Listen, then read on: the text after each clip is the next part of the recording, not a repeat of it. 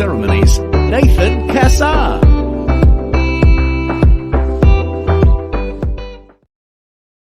Well, welcome to the Justice Plan TV and podcast show, your go-to destination for all things wedding related. I'm Nathan Cassar, your professional wedding MC and host, and today we have a very special guest who knows how to make wedding dreams a reality, Darrin Non, also known as the best Man Civil Marriage Celebrant. Now, Darrin has been creating magic since 2019, conducting nearly 400 ceremonies and counting across New South Wales. With his knack for simplicity and a keen sense of humour, Darrin ensures that every couple's special day is truly unforgettable. Throughout his career, Darrin has encountered a diverse range of weddings, each with its own unique charm. From themed weddings involving Elvis and Jedi Knights to conventional bridal entrances and interactive guest activities, Darrin certainly knows how to infuse creativity and personality into every ceremony. In today's episode, we'll dive right into the secrets behind Darrin's successful ceremonies.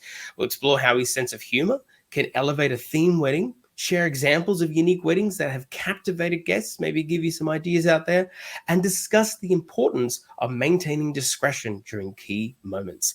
Additionally, we'll also address the role of celebrants in introducing creative elements and navigating couples' preferences regarding social media sharing and guest photography. This is going to be quite the episode. So if you're ready to gain insightful expert insights into crafting the perfect wedding ceremony, you're in the right place. Darrin, welcome to the show. How's it going? Hi, Nathan. How are you, buddy? Oh, living the dream, as I always tell people. You do, yeah. It's we work in the most craziest work environment possible. I think what people often only very rarely will point out to me, and I go, yeah, I know, right, is the wedding industry is fascinating because none of us typically will have worked together before in the exact arrangement that particular wedding comes in. So maybe like you and I have worked together. So yes, we'll encounter each other again, but the photography team will be different and the DJ will be different than the last wedding. And so the venue will be different. So there's never really ever one. And no matter how many, even if you had the whole same amount of vendors, you've still got like a different set of guests and a different couple. So no particular part of our job is ever the same as the last one. Has that sort of ever struck you? And what even if it hasn't, sort of hearing that, how does that make you feel, sort of being part of an industry where it's not like you're 9 to 5, you know what to expect every day? Well, that's obviously one of the big reasons why I got into it, because you're your own boss in that sort of situation. But also, obviously, on the day, the couples are your bosses because you basically you're working for them. But as you said before, every wedding is different. Everyone's got a different story to how they met. And but that's the best thing about it is, everything is different. As you said, the vendors are different, photographers are different, and obviously the guests are different. So I'll turn up at a wedding and you walk in and everyone's sitting there as serious as anything, and you've got to really try to liven them up. So it really depends on the crowd, and even being a comedian or an MC as yourself you've got to work with that, and so you can't just be that's your same self every single time, because it could be a very serious crowd, and depending on the situation with the couple, you can't just be out there and be spontaneous and crazy. Because it might not be that right mood at that time. So everything's different every single time. So that it makes it exciting. So if it was the same every wedding, it'd be boring, wouldn't it? So. Oh, I totally agree. Absolutely. And obviously a big part of why couples will pick people like yourself and I and many other vendors is because they've established a connection. They can see that there's a vibe. And certainly if that isn't on your metrics, you should definitely write that down right now. A unique vibe connection with your various vendors.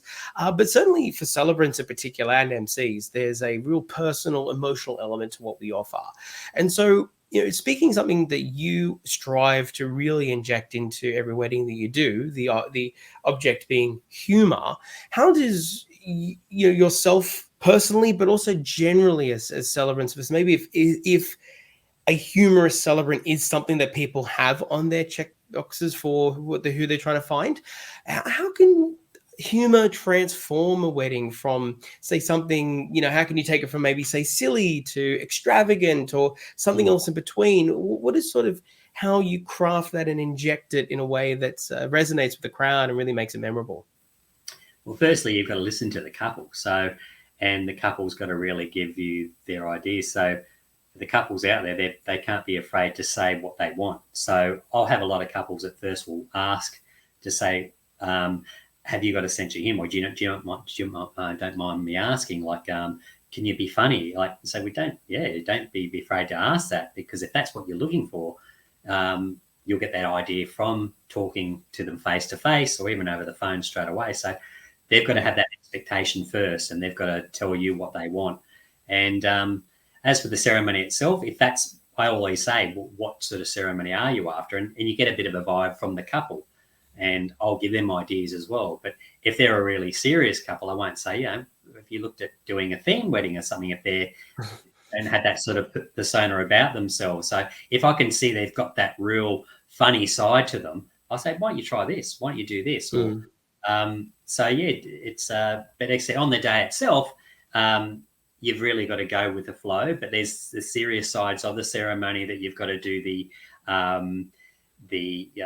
legal parts. Like there's about 3 legal things that have to be done during the ceremony. So you can't get everyone crazy and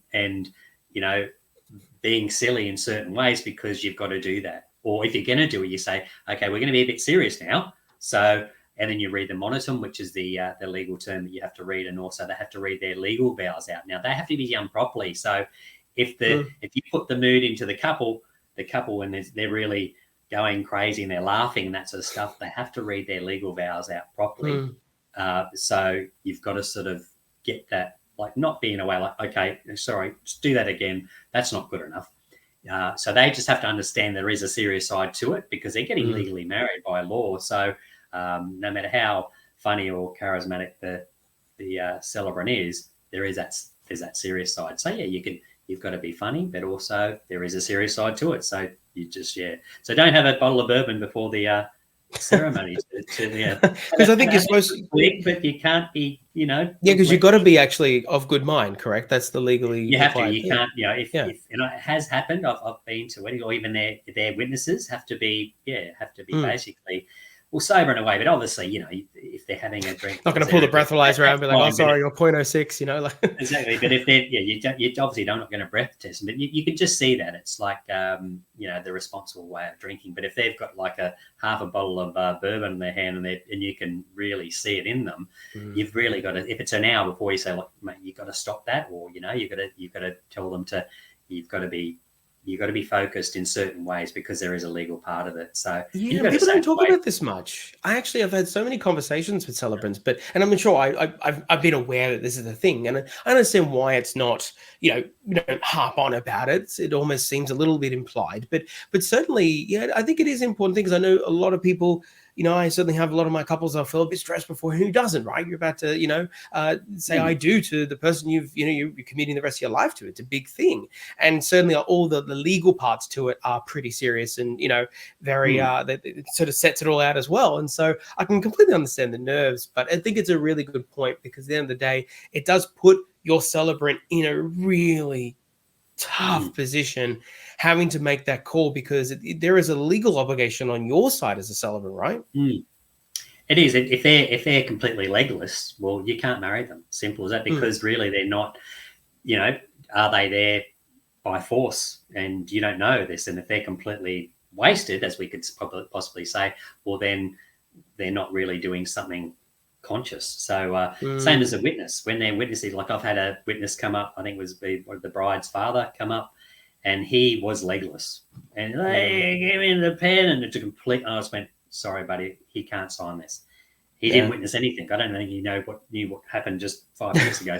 So that's something that you've got to be aware of. But you can't just do it you can't just warn the couple on the day. So the couples have to be aware of this, or I make my couples aware prior or while we're doing the discussions that these are the conditions for your witnesses, and always lastly say they can't be off their faces. So It's Yeah. time for having a good time, and that's after. But 1 or 2 beers, that's okay. Well, until a certain limit, and you have to tell the couples that. So just be aware of that. Just don't go crazy before.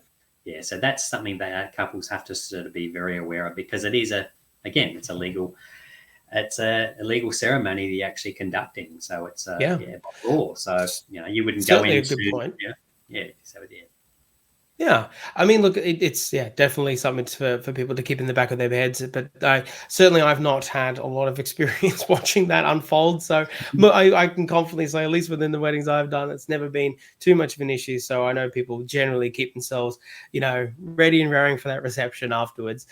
But still, definitely important to remember, because yes, we do want people to have fun. We want our couples to feel themselves, but it's and you know what? Speaking about feeling themselves, you've, as I said in the intro, you've done an Elvis wedding, you've done Jedi Knights wedding, which I think is amazing.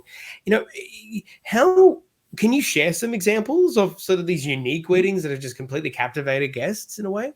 Yeah, well, that's the thing is, I'll always say to the couples first, as I said, I'll see what they want to do and how they want to do it. I'll give them ideas, and they give me ideas. But one of the ones that I got dressed up like Elvis, they when we were first doing basically interviewing stage, and they were deciding on their celebrant, the couple asked me, would you be willing to dress up like Elvis? And I went, yeah, where do I sign? That sounds really cool. And I could tell they were really just a fun couple straight away. And I said, that sounds amazing. And on this particular day, and they actually they hired out a whole property around Windsor, or the Wiseman's Ferry, around that sort of area. And they actually had a camping ground. They had like jumping castles, a petting zoo, their own bar, catering. And it was and they hired out a whole house on the property itself. So straight away, people were relaxed straight away. So that's the best thing about it, is the guests were relaxed. They were in that really relaxed environment. They sent me the Elvis suit prior. They actually said, we'll supply the costume. So they sent it. And the costume had a few desirable bits to it. But we got over that. But again, because of that, I asked a couple that, yes, I'm getting dressed up like Elvis, but this isn't about me. I want to make sure that the focus is going to be on you. And that's the most important thing, that I didn't want everyone to focus on me as Elvis. It had to be them. So the good thing was when it happened, I was introduced like, ladies and gentlemen, all the way from Vegas, welcome Elvis Presley. And I'm like, da-da-da-da-da-da. So I come down. That's great. Had to do a rehearsal of how to, do karate chopping and stuff like that. And so I got on stage and went, oh, thank you very much. And then I actually sort of said, ladies and gentlemen, actually, I'm not Elvis Presley. What? Darrin, I'm an official marriage celebrant today. I'll be conducting this beautiful couple's wedding. And then we got things started. So we started the actual ceremony itself. But it wasn't just that Elvis thing. It was we started like really cool music. And the bridesmaids, they come out with baskets of beer, and they were basically like handing them out or throwing them out to the crowd. And it was probably around about 100 people, and they were just going wild. And the atmosphere was just electric and fantastic. And the good thing was the groom on the day, he was waiting for his bride, and usually, as we know, the groom or the partner, whoever is going to be standing there at the front with the celebrant, is nervous as anything. This guy was just relaxed, because already the mood was just fantastic. So all the bridesmaids come out. It was fantastic. And then we did a big announcement for the bride. She come down and basically just dressed not in a big gown, just a really a casual sort of a dress, and just danced and just pointed at him. And it was just amazing. And just people were just going, wow. It was like being at a rock concert. And, that's amazing, because it's about them, right? It's what they wanted. It was executed. You set it up at the start. You obviously made them feel comfortable that it was possible, even with, as we just mentioned, some of those legal not restrictions, just guidelines that they have to follow Mm. within. And you still said no, like you helped to curate their feelings that it was still possible. They could still have that moment captured in time, that it was them completely. But, you know, it wasn't you getting out and then saying, oh, you know, I'm just going to impromptu, you know, karaoke for like 5 minutes before I then maybe try to overdo the puns or the voice too much and things like that. I think it's a great example, as you describe, of a beautifully set theme wedding that has been curated by a professional such as yourself. You've allowed creativity to flow within just certain guidelines that need to be adhered to. Otherwise, it's a very expensive party. And now everyone, you know, forevermore gets to talk about it. You have this great experience as a celebrant. They have a great experience as a married couple. And people, you know, often mention it. I'm sure they're going to be talking about that wedding for years to come. And it just shows the versatility that actually can exist beyond the regular weddings that people do. Well, you'll always remember it. And I always say to couples that, you know, there's 3 or 4 occasions in your life that you always remember. And it's a cliche. Like, you always remember your wedding day. You remember when your children were born. You know, you're probably your first love and things like that, or when you graduate from school.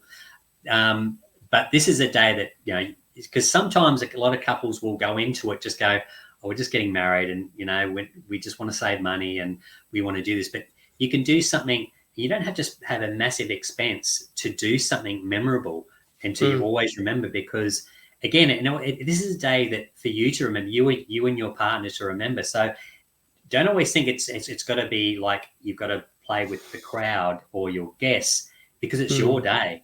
And I always say that this is your day.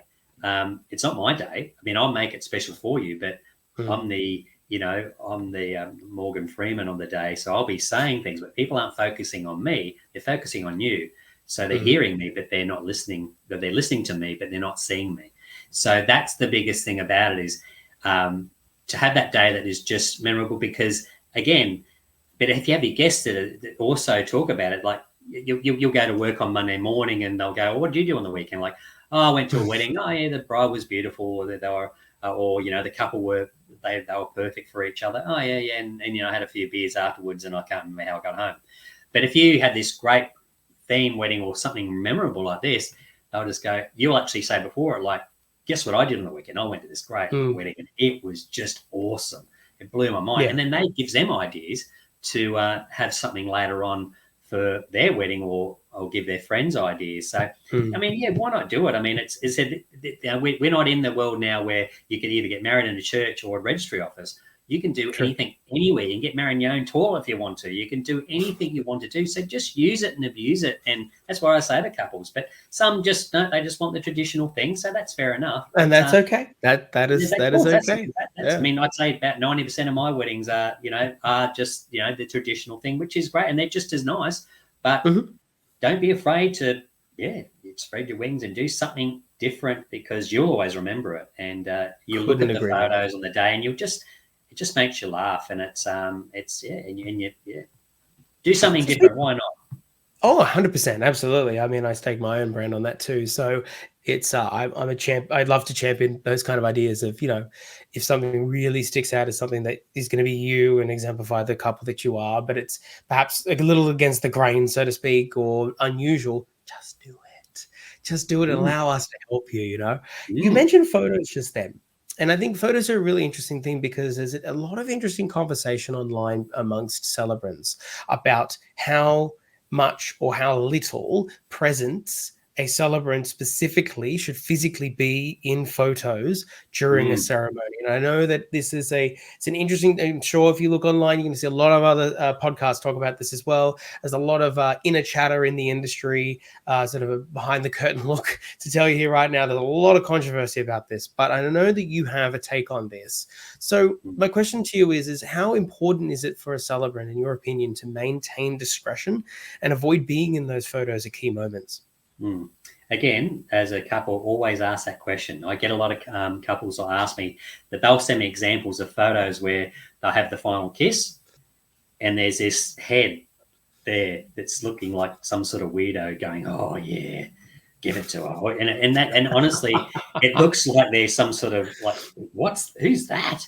Oh, that's a celebrant. What's he doing there? So you've got to be conscious enough to get out of that. And also when the couple is saying their private or their personal vows or personal words to each other, this is that private moment between the couple. So, and they don't want the celebrant to be there looking at them while they're telling each other. Because my first few weddings I had the groom was basically saying his words, how much he loved her or him or whatever, and he was basically looking directly at me because I was there.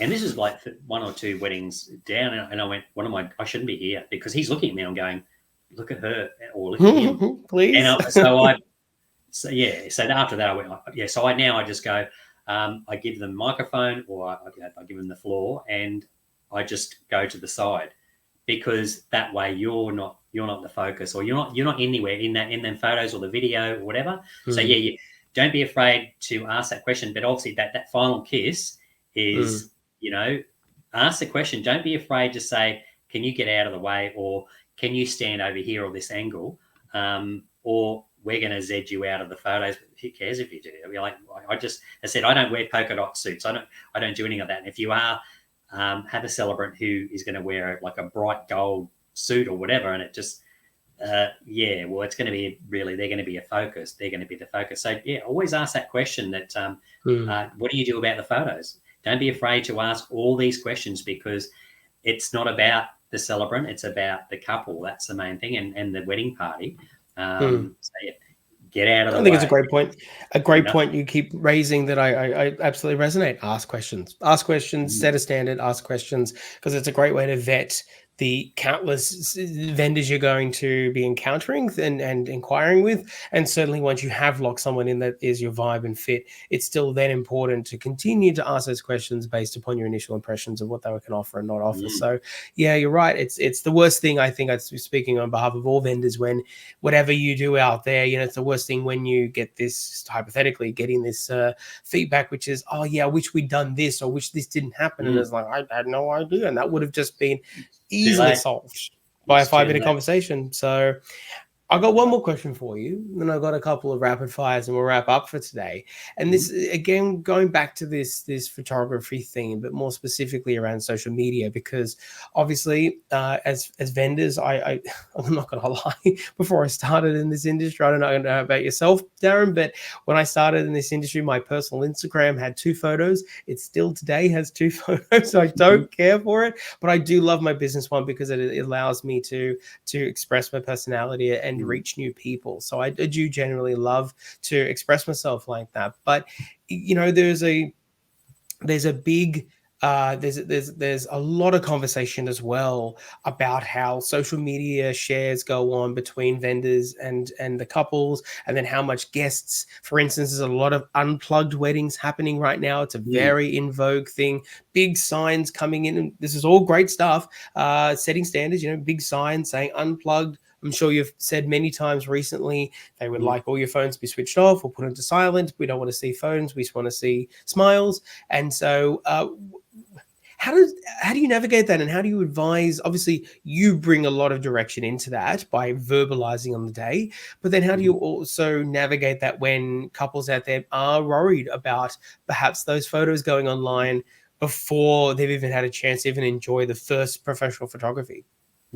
Ask the question. I mean, obviously, a couple has to ask a question, but the thing is I'll obviously it's something that it's sometimes the couples won't think about that. Then I actually had one recently that they didn't actually bring that up, and now I always ask the couples now about the social media, and I mean, because obviously, as you know, people will be just sitting there while they're there going, "I'm in a wedding. How's this like?" There's some people that sit on the toilet and say, this is what I'm doing now, about their own business.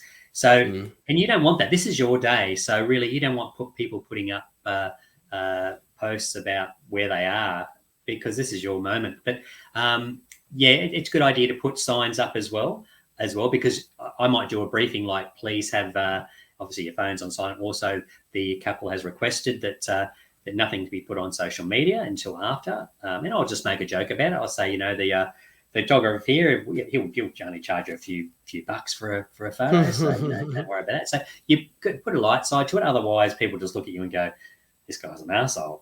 So And they've only just met you, right? So, exactly. they're like, okay, thanks, mate. He's pretty strict, and they'll get a different impression of you straight away. And Yeah. then again, that you're not really relaxed, and or the crowd isn't relaxed. So, so you do make sure you do it in a nice way, and because obviously that you're going to have like the groom will be there, or one of the partners will be there at the front. And they're going to be too nervous to even worry about what you said, and they're not going to remember that because they're sweating bullets at that time. So you've got to be relied upon to do all this for this couple because they can't do it. So, but yeah, don't. It's just one of them things. It's a tricky situation, but again, some don't mind things being put on social media. So again, it's something that don't be afraid to ask the celebrant to do this, and they do it later. I mean, it's but.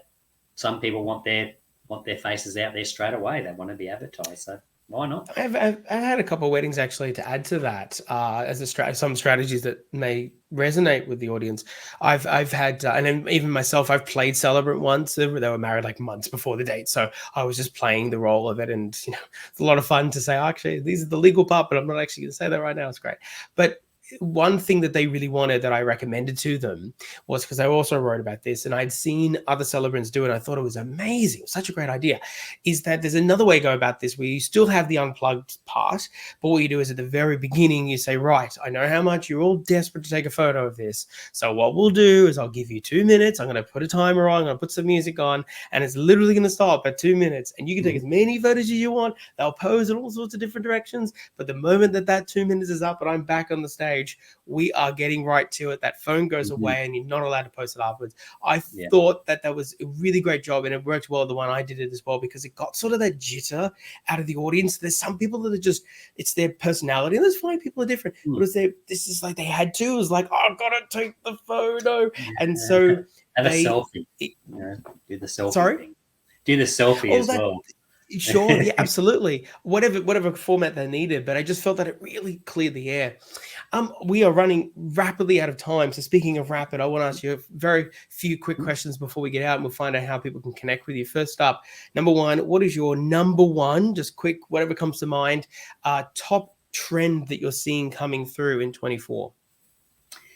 A lot more sort of micro weddings, which is basically probably around the 10 to 30 guests sort of things.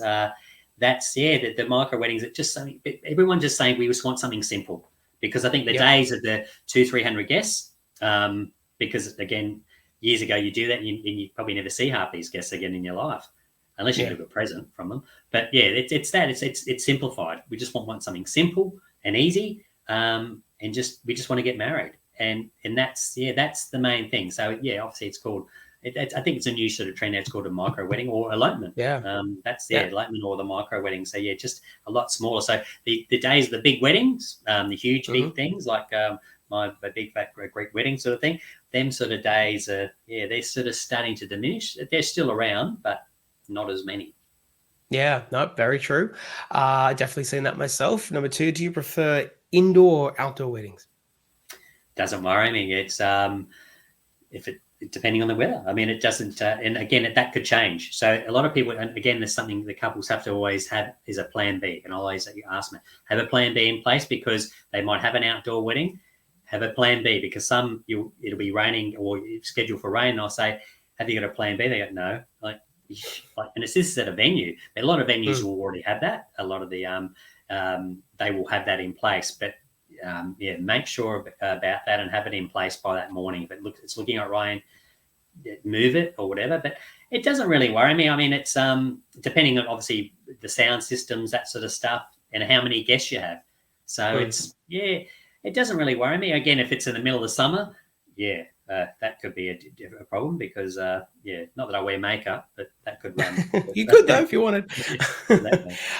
Well, Darrin, we have ran out of time. All I want to, I'll leave our guests with is how they can connect with you. So where on the interwebs can they find you? At bestmancelebrant.com.au, or you find me on Facebook, or just Google Best Man Civil Marriage Celebrant, and you'll find a little bit about me, reviews and photos and things like that. And have a look at my website and it explains all the little things, or give me a call, 0411 398 395, and hopefully I can be the best man for your special day. You like that? I love it. Absolutely. Well, I hope they do. And it was a pleasure working with you last year. And I hope that we continue to collaborate and work together again. You brought a lot of energy and sprightliness to the day that was really helpful for me to carry that into the evening. So I can certainly attest to that myself. Darrin, thank you so much for joining us today. Thanks, Nathan. It's been a pleasure. Thanks again. Thank you for joining us for another episode of the Just As Planned Wedding Podcast. Please like and subscribe to let me know that you want more videos just like this one. And of course, please follow us on our socials at Just As Planned Wedding on Facebook, Instagram, and YouTube for more expert insights to help your wedding go just as planned.